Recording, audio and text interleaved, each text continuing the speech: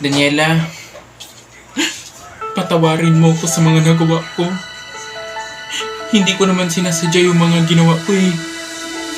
Ako ang dapat humingi ng tawad sa'yo, Romina. Hinangad ko lang naman na mahalin ako ng lahat. Ni Dad, ni Marga, Carlos, ni Mami. Pero mali ang pananaw ko sa pagmamahal. Dahil yun ang unti-unting laso na pumatay sa akin. Akala ko kasi, pag binigay mo ang lahat-lahat, mamahalin ka rin nila. Pero mali. Dahil doon nagkagawa ako ng mga masasama. Nakasakit ako. Nakapatay ako ng tao. Napahirapan kita, Romina. Kaya dahil doon, I'm very, very truly sorry for that. Sana mapatawad mo ko.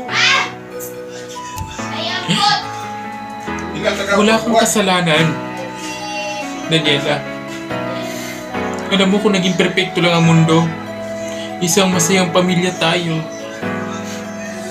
Kaya wag mo nang pahirapan pa ang sarili mo. Dahil sigurado naman ako na hindi ka magugustuhan ni Robert.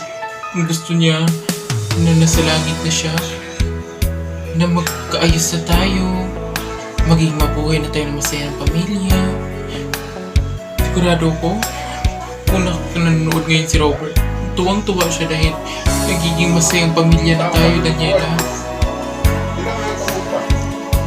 Patawarin mo rin ako kasi sa lahat ng horrible na nagawa ko sa'yo. I'm very, very sorry for all horrible I've made done for you. Sorry ka na nga. Ate Daniela, wala po yun. Pamilya tayo. Sino-sino pa ba ang magkapatawaran kahit magkaaway tayo?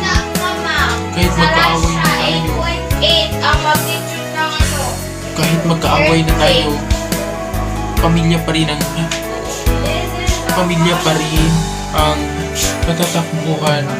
Dahil pamilya tayo. Pamilya tayo. Salamat ka. Salamat sa lahat. Sana maging payapa ko na, Ate Daniela. Hindi ko na alam kung anong gagawin ko para humingi ng tawad. Hindi ko na alam. Matawad talaga. Hindi ko talaga sinasadya yung mga ginawa ko.